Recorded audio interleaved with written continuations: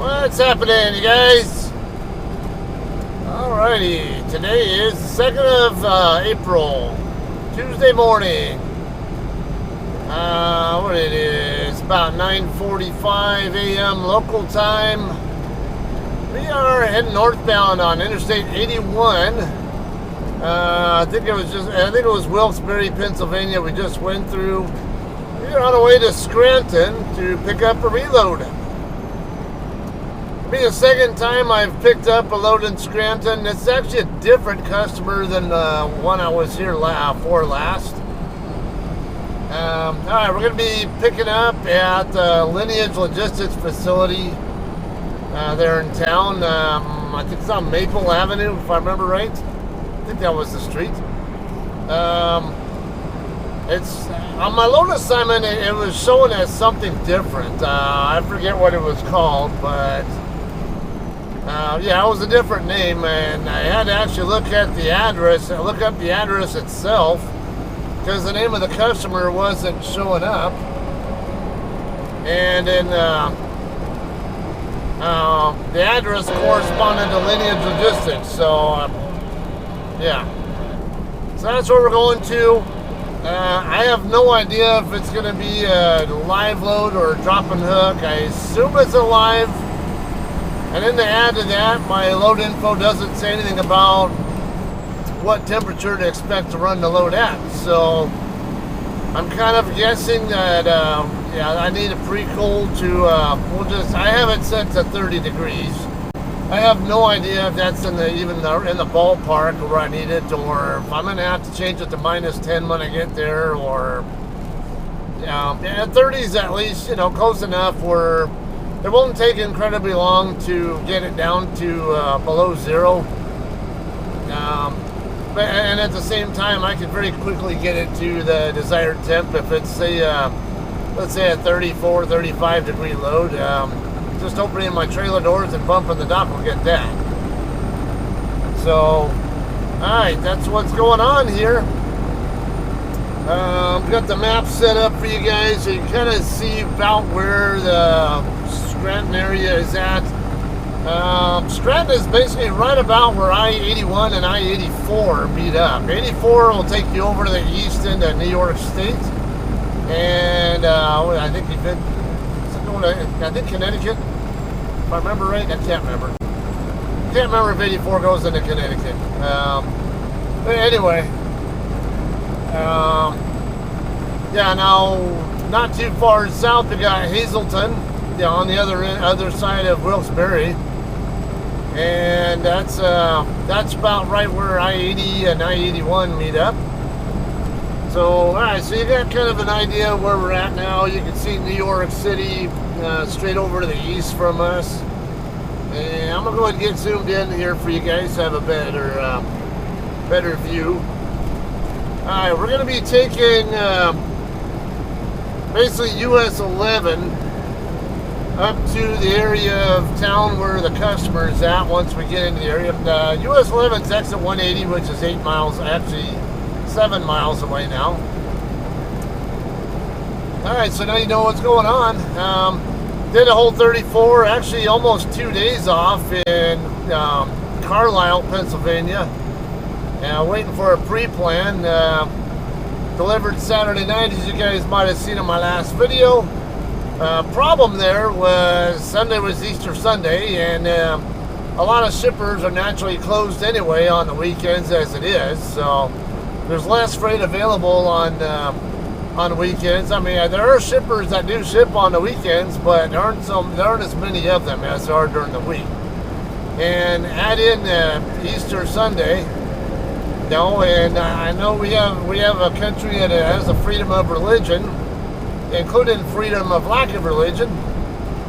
But you know, a large amount of the country is based on Christianity in some way, shape, or form. So, yeah, a lot of the citizens here in the U.S. actually do observe Christian holidays like Easter Sunday, or the Catholics particularly seem to have a more knack for also observing Good Friday, Ash Wednesday, and all that kind of stuff. I'm a Baptist. I don't observe Good Friday so much myself, or Ash Wednesday. I've never put the ash mark thing on my head or whatever, or cheek, or I don't know. I forget what it even is. I tend to be more on the secular side anyway, with how I present outwardly to the public. All right. Something else about me, though, something we can segue into. So I know something like Scotty, a couple of you guys might already know. I'm a self-diagnosed Asperger. I grew up having no clue about this, and nobody knew what autism really was back when I was a kid. And my parents never really took me to the doctor for much of anything at all. So yeah, I'm not saying they're bad parents, but it's I had an enjoyable childhood overall. Can't sit there and complain.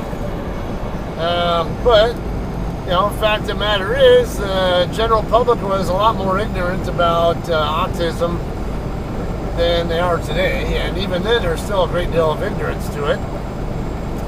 How did I find out about it?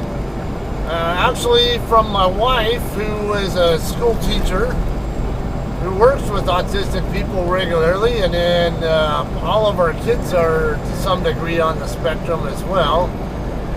So, when I started educating myself on the different types of autism, when I got to reading more about Aspergers, I started realizing, holy shit, this is me. Like I'm like a spitting image of this what they're describing as about Asperger's.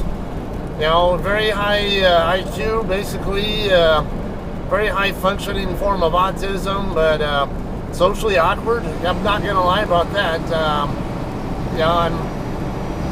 I did a couple of shows actually a movie and a show. I'm gonna point out here that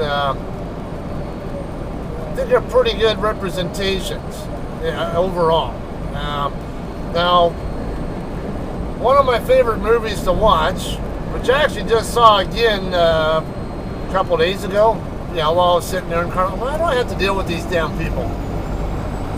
Freaking, I'm like practically the slowest guy out here, and this guy doing the same shit, doing 51 miles an hour, so.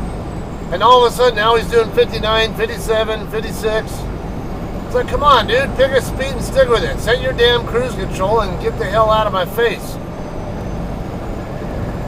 Oh, God, I can't stand dealing with people like this. This is already probably like the 5th person I've had to deal with doing this, just on this deadhead route today. Alright, so this movie, let's see if he speeds up now, fucker. This movie I like is The Accountant, starring Ben Affleck. Alright, so the action part of it is always entertaining too, but now, is he the most accurate representation of an Aspie? Because his character in that movie is an Aspie, but I can't really say I don't know. I really say there is a textbook Aspie. It's anytime you have a syndrome or whatever, you have a series of different symptoms, and every person or characteristics, and every person who's part of that can have different degrees of any or all of those. So like poor eye contact.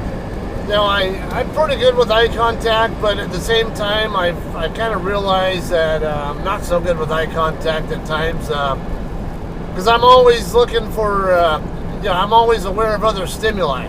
I'm always aware of my surroundings. I always want to know what's going on. I'll look at a lot of the little details. Some of them are totally insignificant to me, and others are, oh shit, you know what, I need to, sorry dude. I need this left lane. Fuck you if you don't like it. So I'm not gonna get boxed out of my exit. So Speed limit is 55 here. I'm doing 59. Yeah, that's plenty. If you don't like it, you want to do 70 plus, that's too fucking bad. It's not my problem. Anyway, turn that off. So anyway, yeah, there are some things about that movie that I relate very strongly to, though. Actually, there's one scene in there early in the movie where John Bernthal, his character, is in some other guy's car, and 14 feet, all right. So, yeah, and this, he basically has an encounter, a conversation with this guy. Come on. Andale. It's a 45 zone. I'm not even doing 40 yet, and you're not even doing 40. What the hell's wrong with you? Slide over. I'm not going to deal with this shit. Alright, 1311. I got a 13.6 trailer, so no problem there. Anyway, this guy interrupts him, and his character basically says, you know, when you interrupt, it's basically there's two things that are going on there. Why someone would do that? Either, oh come on, damn it, now the lane compresses. Either you don't care what I have to say, or what you have to say, you think what you have to say is more important. And that is so accurate. That's always been a big pet peeve of mine. God, I love my mom and sister, but growing up, this was, I don't know, this might have contributed to why this is a big pet peeve of mine also. My mom and sister can be, you know, we can have car rides to wherever, and and I'd want to get involved in a conversation, but I never could because they just never stopped talking, and they would segue in a subject after subject, and there was something I'd want to be involved, you know, like participate in whatever other subject was, but never got a chance to. So it always frustrated the shit out of me. And you know, again, I love my mom and sister. They're really great people, but it's it's just again, I'm a very logical person, and you know, and I'm not the most socially well-mannered guy in the world, I'm gonna admit, but and then I probably have some tendencies to interrupt as well, but you know, when you can't get involved in the conversation, and but I don't like interrupting, and I don't like being interrupted, it's kind of a problem. And speaking of yesterday, because I was hanging out at the Petro there in Carlisle. Let's see. Yeah, I was expecting there to be a one-way section up here. Okay, so yesterday I was at the Petro and I decided to have breakfast at Iron Skilling. Have me order a French toast. And there was another driver there. He was a Trans Am driver. He later ends up telling me. You know, we having a conversation. Yeah, it was pretty good overall at first. At first. And actually, it ended up a third guy started getting involved, who was, I guess, a former Marine, who actually served around the same times that I was in the Air Force. I think he said he was in from 93 to 97. I was in from 95 to 2015. I know the other guy was from like Pennsylvania. The Trans Am guy was from Florida, he said. And it turned out he was Jamaican too. I was catching an accent, but it wasn't sounding Jamaican. I was trying to figure out where. I was thinking of some kind of American, like East Coast type of accent of some sort, but I couldn't place it. All right, we're gonna keep going straight ahead. Anyway, yeah, we were talking. We had a good chit-chat conversation. Trans Am's another reefer carrier, so we had some relatable talk there and whatnot. And at one point in time there, you know, like with the third guy, the guy from Pennsylvania leaves, and then you know, we're all done eating, and I'm just kind of just sitting there shooting the shit with this guy. Yeah, not no super trucker stuff of any kind. It was just good, you know, cordial conversation. And then it started to get to where, like, you know, toward the end there, every time I'd say a damn word at all, he would start talking over the top of me and blah, blah, blah, blah, blah, blah, blah, blah, and then about whatever he felt like talking about that was not at all related to, not at all related to what I was talking about. And like, dude, I'm writing mid-sentence. Why the fuck do you do that? You know, I get it if you're, like, if say someone's pausing, you know, like, and you're, what are you doing, dude? All right. Yeah, if someone has a pause and you're, you know,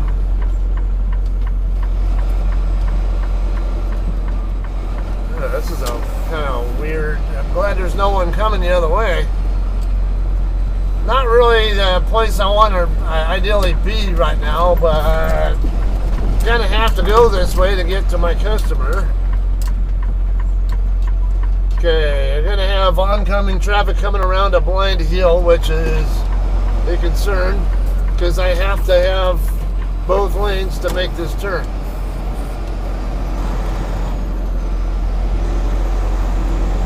Alright, that's be one of those cases where, yeah, if there was someone coming, I'd have to yield to them. It's their lane first. But yeah, I don't get why people do that crap. It's, you know, it's one thing if you're, like I said, if I'm in a sentence and then I pause and then someone thinks I'm done talking and they think it's their opportunity, okay, I get it. It's an honest mistake. I do the same thing a lot, and then when they start catching on that they're not done talking, I'm like, oh, my bad, go ahead, finish. Yeah, I do it regularly. But when I'm right in the middle of a sentence, I'm not even pausing at all, and you start doing that shit, to me it's very disrespectful. It's rude, and then I start losing interest in the conversation immediately. The other way is if you keep rambling on and on and on and on and on, that's also going to drive me nuts. I'll get bored with the discussion if I can't be part of the conversation at all, and this is just a one-way conversation. But yeah, again, it's like, what am I here for? Why, you know, like, I get it, it's a one-way thing. If I'm on my YouTube channel, there's no way for people to interact with me unless you're commenting or maybe kind of doing the TikTok thing where you, what, you stitch or what? I think it's called a stitch. Yeah, I think that's what it is, where you, you know, you put like a little excerpt of someone else's video and then respond to it with a video of your own. You know, I kind of like that format, but YouTube, it's you don't see that so much. And you know, most of the YouTube content is longer than length as well. Let's see. All right.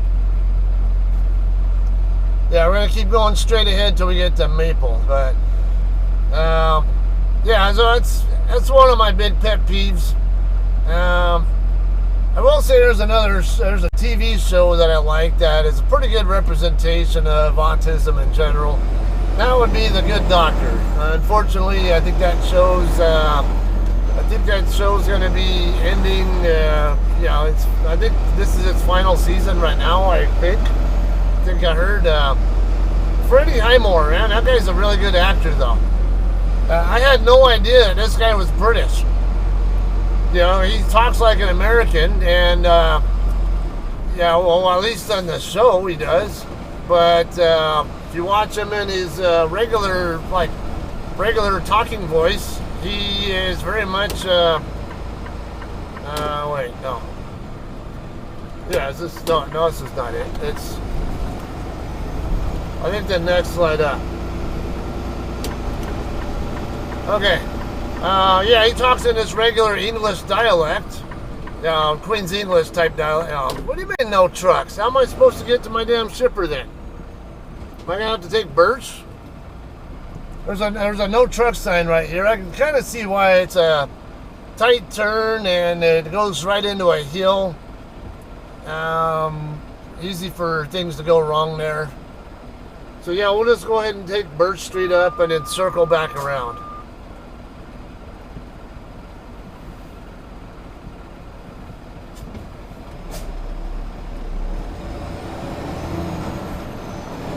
Anyway, on that show though, Freddie, I understand he did a lot of he spent a lot of time with like with a bunch of autistic people to kind of study how their behaviors are and all that, to model his own acting, his own character in that show off of. And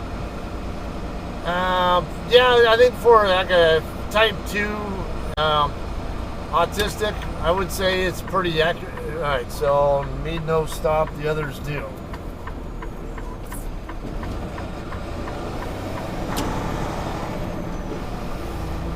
Stop except right turn. Okay.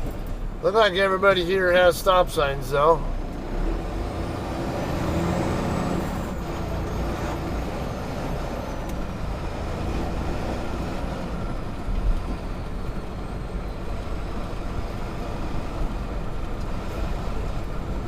Alright, so if you guys have those habits, might want to try to work on correcting those, because that's one way you can really annoy a person where, you know, actually, bridge weight limit, it's 400 feet. That's on a right turn though, so that's not a problem. I need to make a left to get to my shipper anyway. They say there's someone I'm friends with who's, you know, he's a good guy, a very smart guy, very astute, but I'm not gonna lie, yeah, I call it as I see it. It might be, sometimes people don't like to hear the truth, but sometimes it makes them better. That's what makes me better too, is hearing things I don't want to hear, but they're true. And one of them would be like if you start ranting and go on for hours. Like I had a conversation with a friend who, for a good 2 hours, I would say, where it was nothing but him talking and most of the time ranting about stuff, and I'm like,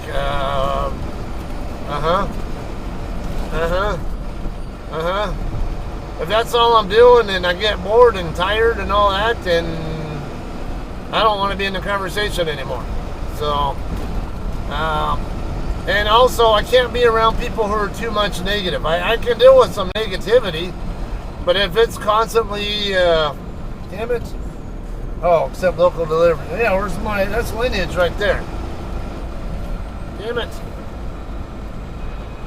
Alright, let me pull into this lot over here. So I'm trying to figure out the best way to get into that. Alright. Yeah, I can pull into this lot right here, I think, and then get turned around and fix this. Crap, I kind of want to make this turn here, but how about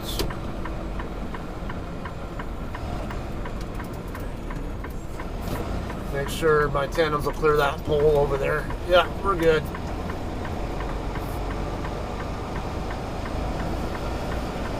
Alright, yeah, it said no trucks, but then I saw accept local deliveries right below it, so I'm like, oh, thank you. It's like I was actually looking right at Lineage right there. I can see them right there. Alright. Oh, come on. Great.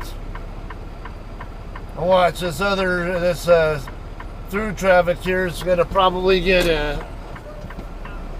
Oh, this guy can't move anyway. Come on, dude. Thanks, dickhead.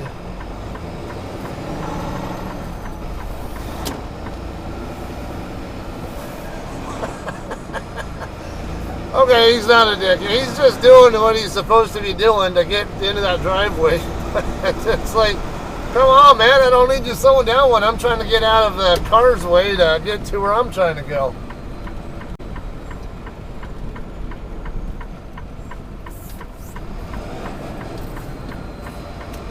Yeah, I can see why they don't want I really don't want trucks over here if you don't need to be here.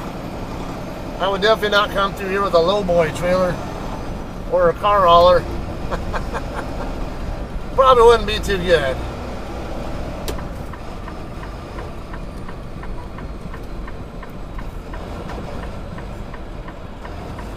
Oh, okay, he's signaling me to come on in.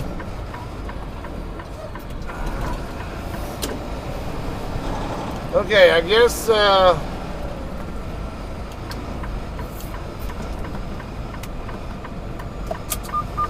park it in one of these staging spots here real quick.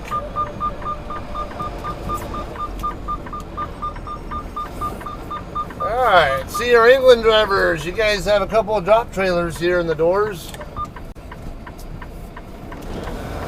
Let's see.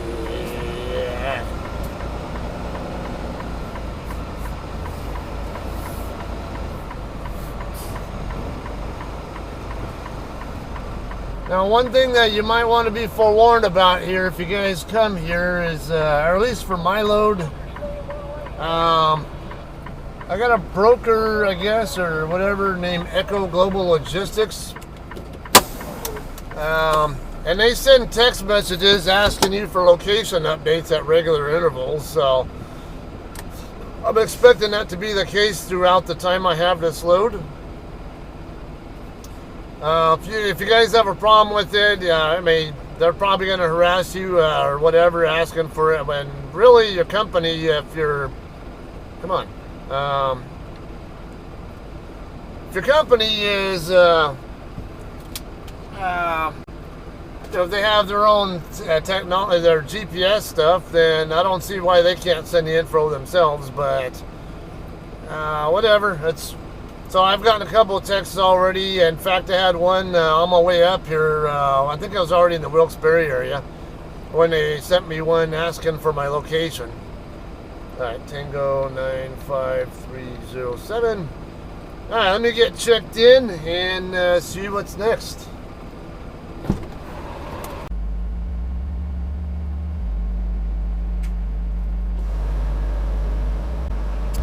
Door 19, please. Right, you can open up. Alright? Perfect. All the way down.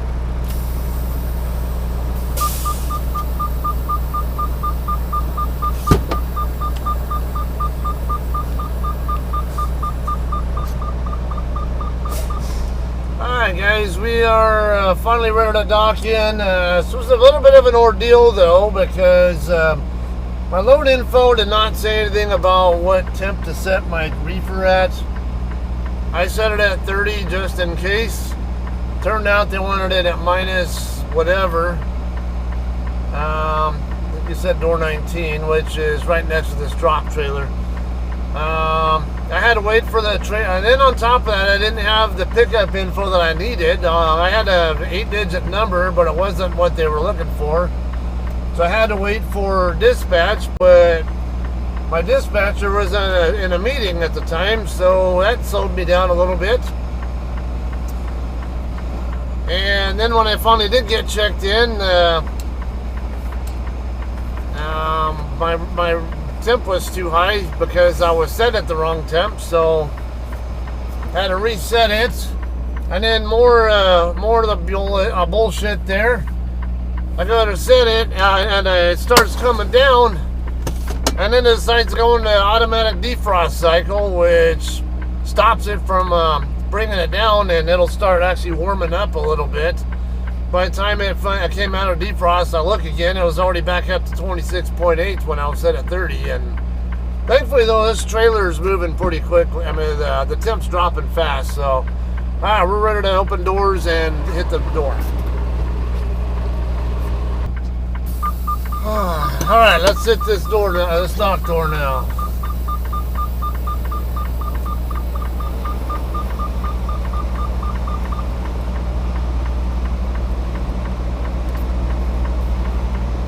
Come straight back to our tandems are about on that line. We cut over a little bit because I don't want my trailer door to get too close to hitting that other trailer.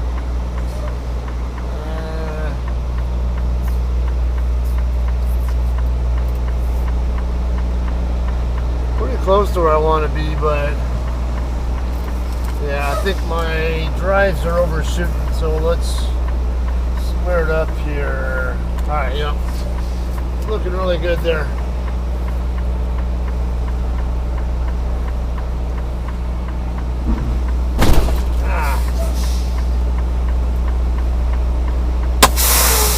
Kind of hard to tell where I'm at in relation to the door.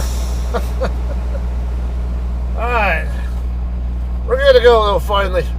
Alright, hopefully, I don't think this is going to take incredibly long here. Hopefully not. So, it's a 11:45. Hopefully we'll be out of here by 1 o'clock. That's kind of what I was anticipating.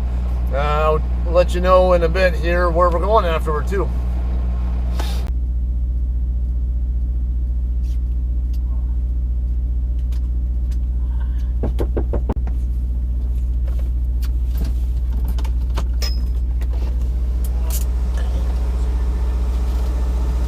Pretty quick. What? That was pretty quick. Yeah. You don't want me at -10 or -20? You can ask them at the office how they want to transfer. Okay, she wasn't sure when I asked her earlier.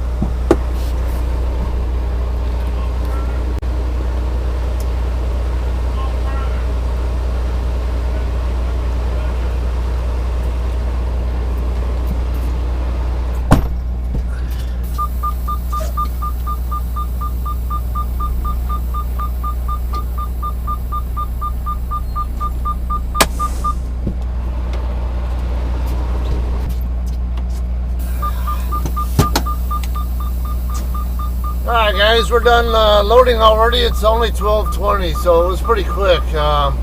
Only went about 35-40 minutes, something around there. Okay, we'll go ahead and park back over here in staging, and we'll get our bills and figure out how heavy. I don't think it's going to be very heavy. We're not even. It might be over, I don't know, it's somewhere around 30,000 on the drives, but the last pallets are a pretty good distance in. I would say the trailer is about 60 to 65, maybe 70% loaded, somewhere in that ballpark. It's more than half, but it's not like it's not like I got a full 26, 28 pallet load. It's definitely less. So I don't think it's going to have any weight issues. Come on. There we go. Alright, let's get it backed in.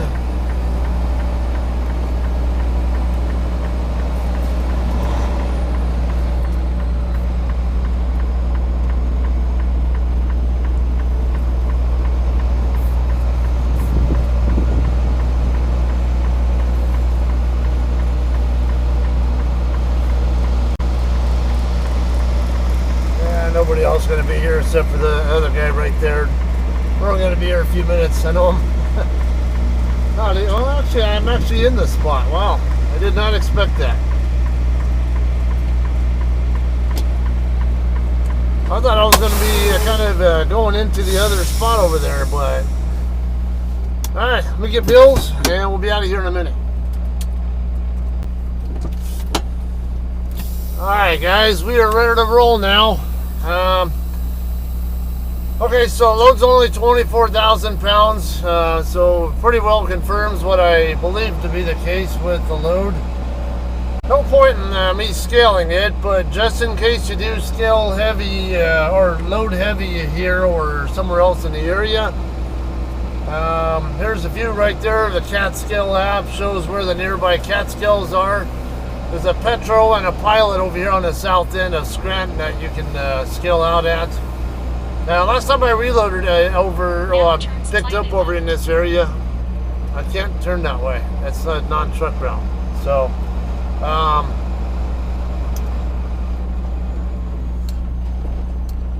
let's wait on this guy here. Anyway,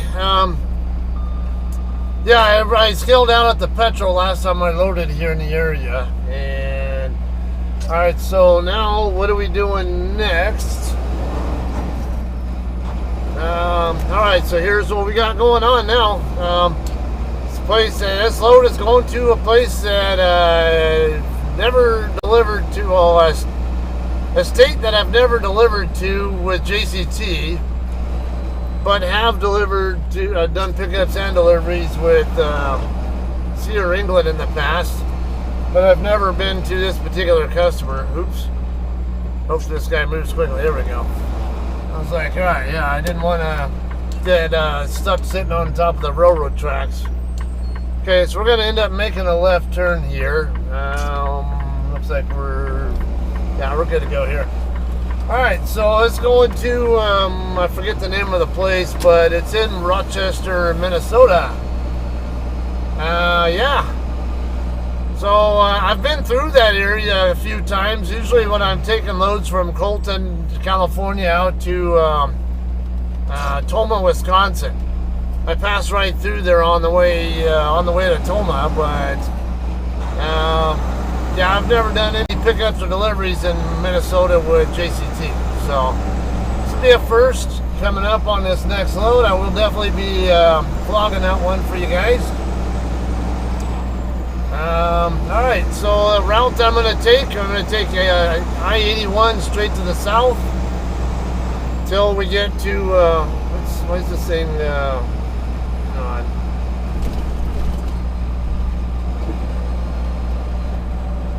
Yeah, I was saying I need to get on the Highway 11.